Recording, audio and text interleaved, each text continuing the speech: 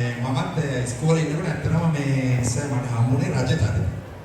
මොකද ඒක හම්බුනේ රඟපාන්න පුළුවන් නිසා නෙවෙයි මම නිකන් උසට ඉන්න නිසා මට ටීචර්ස්ලා කිව්වා ඔයා රජතද කරන්න කියලා. ඉතින් එහෙම තමයි මම ඔය වේදිකාවට ආවේ.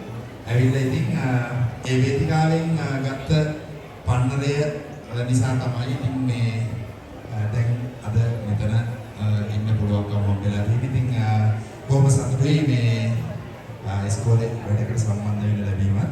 ඒ වගේම මේ ඉතින් ඕන වෙලාවක මගේ වැඩේට කතා කරමු. එනවා. ඉතින් කොහේ ගියත් අපිට නැගිටින්න නිසා ඉතින් මේ වැඩවලටත් එක්කගෙන එනවා. ගොඩක් වෙලාවට මේ දැන් ගොඩක් දෙනෙක් මම ඉස්කෝලේ ආදී ශිෂ්‍යයෙක් කියලා.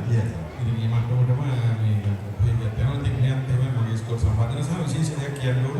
ඉතින් මෙතන මේ දැන් ටිකකට කලින් අපි දැක්කපු නර්තනය ඇත්තටම ඒ පොඩි අය දැක්කන් පස්සේ නේද අපි හැබැයි මේ කලතුන් අයිකරනක මානව දක්ෂ මේ කට්ටියක් නේද දරුවෝ ටිකක් ඉන්නවා මා සන්තෝෂයක් ආවතර මට ඒ අයිටම් එක බලාගෙන ඉන්නවා. ඔව් ඇත්තටම මේක කියන්න ඕනේ ඒක පිටිපස්සේ ඉතින් ඇත්තටම ගුරුවරු තමයි ඇත්තටම ඉතින් ඇත්තටම ඒ මහාසිය ගන්නෙ.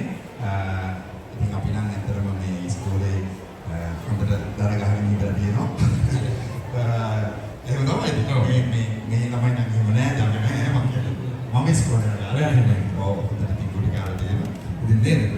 ඉතින් ඒ ගුටි කාලා ඒ දනගස්සලා ඒ දඬුවම අපි විඳලා තමයි මේ අද මේ වලට තියෙනවා මෙහෙම මේ සමාජ ජීවත් වෙන්නේ. ඉතින් බොහොම සතුටුයි අද මෙතෙන්ට එන්න ලම්බුණාට සර් ජය වේවා. එහෙනම් ඔක්කොටම සුබ දවසක් පාත්‍රාක්.